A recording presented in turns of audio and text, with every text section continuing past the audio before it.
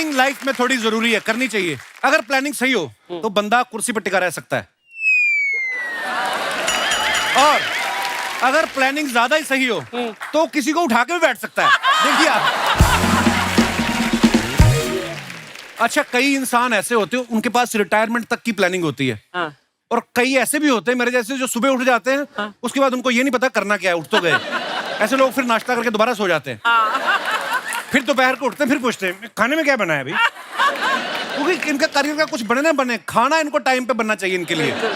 कई लोगों को तो ब्रश करने के लिए भी प्लानिंग करनी पड़ती है। अभी करूं कि नाश्ते के बाद कर लूं? अभी कर लिया तो नाश्ते के बाद फिर से दांत गंदे हो जाएंगे, तो नाश्ता कर लेते हैं। फिर ये नाश्ता कर लेते हैं, फिर सोचते हैं अब कर लूं, नाश्ता तो हो ही गया, क्या लंच के बाद तो कुल्ला कर लेता हूँ, लंच के बाद करता हूँ, क्योंकि लंच में बना है मटन, तो मटन दांतों में फंसेगा तो उधर ब्रश लगेगा। तो कई इतनी प्लानिंग करते हैं। कभी कभी लगता है ना आदमी बड़ी गंभीर बात सोच रहा है, हम किसी को बैठते हैं ना देखते हैं, हाँ। फॉर एग्जाम्पल ये शतरंज वाले, हाँ। जब खेल रहे होते हैं ऐसे बैठे ना, हाँ। हाँ। हाँ। सामने वाले को लगता है कि बहुत कोई गहरी चाल सोच रहा है, चलने वाला। वो बैठा बैठा सोच रहा होता है कि सुबह जब घर से निकला था, हाँ। बीवी ने बोला था ये लिपस्टिक के निशान किसके हैं, तो मैंने बोला फ्लाइट है, जाने दे, आके बात करते हैं। अब जाऊंगा तो वहीं से शुरू करेगी, क्या करूं, शराब पी के चला जाऊं, लड़ पड़ूं जाके, खुद का एक्सीडेंट करवा लूं, क्या करूं। आदमी इतनी तिकड़ में सोच रहा होता है, बीवी का डर, इतना डर होता है। और उस शतरंज के खिलाड़ी को देख के जो लोग सोच रहे होते हैं ना कि ये राजा को बचाने की सोच रहा है, वो खुद की रानी से डरा बैठा होता है बेचारा। एक हमारे बैंक वाले हैं, ये रिटायरमेंट प्लानिंग बेच रहे होते हैं। अपने दिनेश को एक दिन फोन आया, कहते हेलो सर, फलाने फलाने बैंक से बोल रही हूँ, you know sir, now you are 45, आप जब 60 साल के हो जाएंगे आपको 5 करोड़ रुपए मिलेगा, उसके लिए आपको करना सिर्फ ये है, आपको हर महीने हमें 50,000 भेजना है। कहता मेरे पास इससे भी बेहतर प्लान है। वो कहती क्या? कहता आप मुझे शाम को 5 करोड़ दे दो, मैं आपको हर महीने 50,000 दूंगा। वो कहती सर इसके लिए क्या करना होगा? कहता बस आपको यही करना है, आपको मुझे ढूंढना होगा मैं कहाँ हूं। और वो जो लड़की सर सर करके बात कर रही थी, वो एकदम से गाली गलौच पे आ गई थी, रख भिखारी लुक्के, कहां से आ जाते हैं फोन उठाने।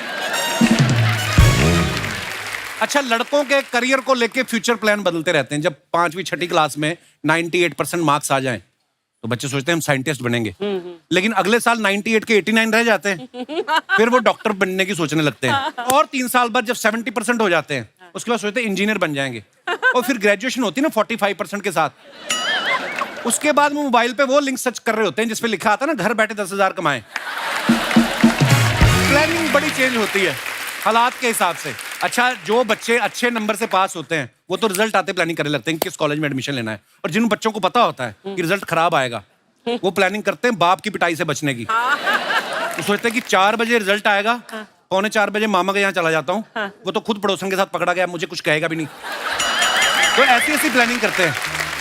अच्छा, लोग अपने बर्थडे की प्लानिंग करते हैं, बच्चों के बर्थडे की प्लानिंग करते हैं, घर के बुजुर्गों को थोड़ा नजरअंदाज कर दिया जाता है। कई बार तो ऐसा होता है कोई दादा परदादा हो ना, उनका मौके पे ही आता था, अरे तो दादाजी का बर्थडे है।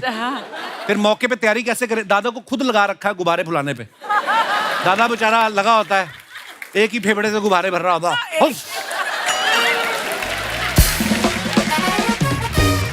80 गुब्बारे फुला के ना बेचारे की हालत ऐसी हो जाती है, शाम को बोलते पापा जी मोमबत्ती फूंक मारो, अरे कमबख्तो सारी फूंक तो गुब्बारे में डाल दी, अब कहां से मारूं मोमबत्ती पे मैं। अच्छा, कपड़ों की भी प्लानिंग करके चलते हैं लोग। थोड़ी ठंड लगी ना तो हाफ स्वेटर निकाल लिया, थोड़ी ज्यादा लगी तो फुल स्वेटर निकाल लिया, थोड़ी और लगी कान का टोपा निकाल लेते वो, है ना। कुछ लोग कपड़ों पे भी खर्चा नहीं करते। थोड़ी सी ठंड लगी क्वार्टर,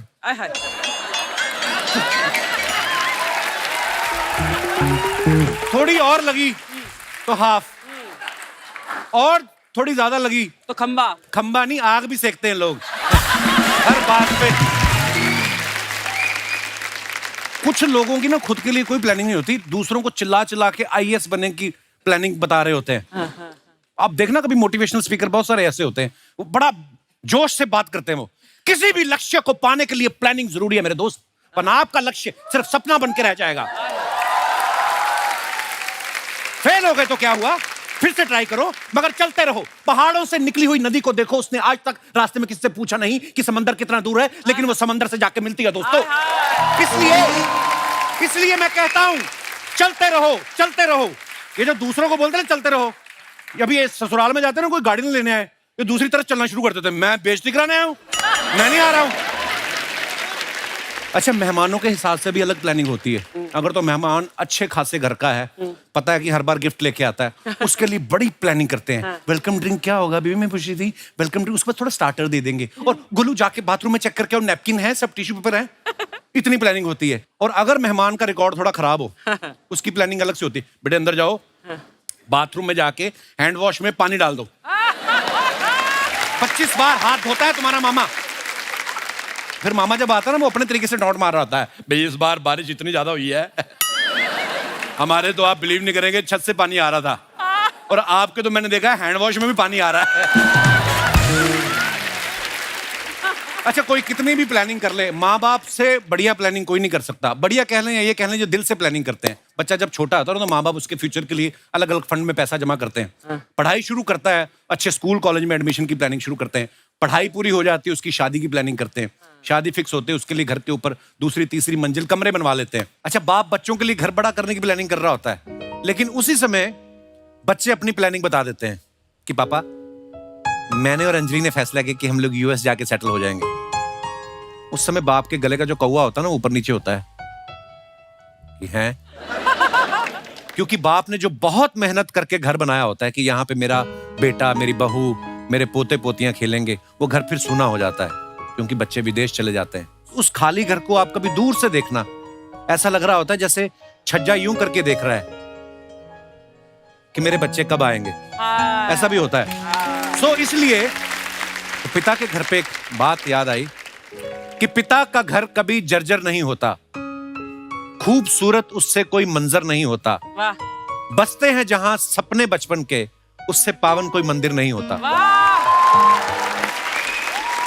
प्लानिंग ऐसी करो कि परिवार साथ में रहे। बहुत कुछ।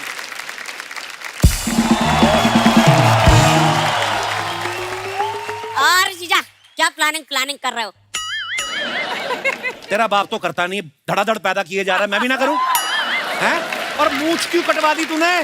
मूंछ के पीछे तेरा मुंह छुपा हुआ था, अच्छा लग रहा था। हाँ। अभी मुंह देखो इसका, ऐसा लग रहा है जुराब में से अंगूठा बाहर निकला है। ओ देखो जीजा। वो जीजा नहीं बोलना मेरे को। हट। तो सुनो मिस्टर कप्पू शर्मा, अगर आज आपको मैं आपकी बीवी याद नहीं दिला दिया तो मेरा नाम भी गोली नहीं। आंखों में आंखें डाल के बात कर बे, ऐसा क्या करेगा तू? जो भी करेगी बिंदु दीदी करेगी, और ऐसा करेगी ना आपकी पूरी याददाश्त वापस आ जाएगी। अच्छा, बिंदु दीदी स्टेज पे आग लगा दो। स्टेज तेरे बाप की है, स्टेज पे आग लगा दो। शर्मा जी, मैंने कहा आई लव यू। ये तूने कल भी कहा था। कुछ याद आया? बहन जी की बात बताओ। ये आपके खाने में कोई नशीली चीज गिर गई है या डेलिबरेटली कोई नशा करके आई हैं आप? हैं? ये क्या कर रही थी आप? हद हो गई है। शर्मा जी, मैं यहाँ इतनी कोशिश कर रही हूँ कि आपकी याददाश्त वापस आ जाए, और आप है कि अर्चना जी, तुमने फिल्मों में नहीं देखा है, हीरोइंस ऐसी तो हीरोज की याददाश्त वापस लाती है। अरे जैसे किशन कन्हैया में माधुरी गाना गाती है तो अनिल कपूर की याददाश्त वापस आती है। फिल्म अनजान में दोबारा माधुरी ने गाना गाया तो शाहरुख खान की याददाश्त वापस आ गई। माधुरी दीक्षित डांस करेंगी ना तो मेरे बाप की याददाश्त भी वापस आएगी। कहाँ वो माधुरी, कहाँ ये आधी अधूरी छुचुंदरी। छुचुंदरी। जीजा ये बताओ, दीदी का बचपन का नाम आपको कैसे पता चला? चलो, एक तो जब से मूछें कटवाई है मेरे से देखा नहीं जाता ये। अरे तो मत देखो ना उसे, मुझे देखो ना तुम। एक सेकंड, तुम जाओ, आज तुम्हारी जीजा जी से मैं निपटती, तुम जाओ।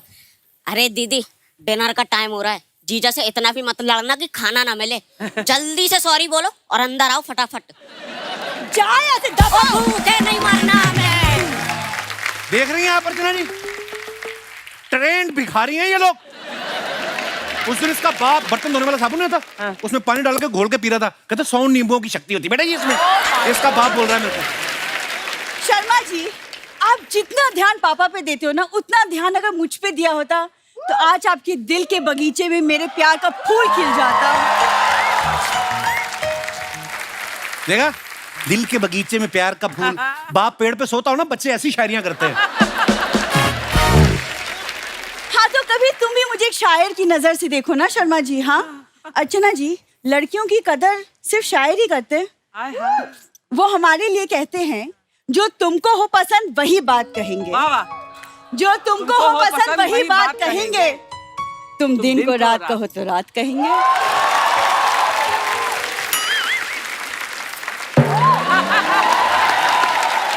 ये शायर लोगों ने लड़कियों को बिगाड़ कर रखा है। जितने भी लोग टीवी पे देख रहे हैं, मैं बता रहा हूँ आपको, यही लोग लड़कियों के लिए लिखते हैं ना कि वो एक लड़की को देखा तो ऐसा लगा जैसे नाचता मोर। अरे मोर इज अ जेंट्स, मोर बेचारा जेंट्स है, तारीफ लड़की को मिल रही है। अरे लड़कों के लिए नाचता हुआ बागड़ बिल्ला लिख देते। एक लड़की को देखा, ऐसा लगा जैसे शायर का ख्वाब। हम शायर को जुराब भी नहीं है। I don't be jealous Sharma ji, आप कुछ सीख लो ना शायरों से। क्या क्या मैंने को नहीं सीखना, झूठी तारीफ की जाती लड़कियों की।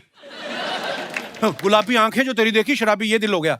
आप सुनसान रास्ते पे जाओ, गुलाबी आंखों वाली लड़की मिल जाए ना, आदमी की चीखें निकल जाए। भूतनी भूतनी बोल के भागेगा वो। अब लड़कियों का जलवा है ही कुछ ऐसा, है ना? जलवा तो मुझे तेरा पता नहीं, तेरा हलवा मैंने देखा कल, इतना खराब हलवा मेरे से तो खाया नहीं गया। और जिस बिल्ली ने खाया उसका मुंह चिपक गया। वो बोलती इतना सा ही खोल दो, मैं स्ट्रॉ से दूध पी लूंगी। For more updates, subscribe to our channel, click the show links and enjoy watching the videos.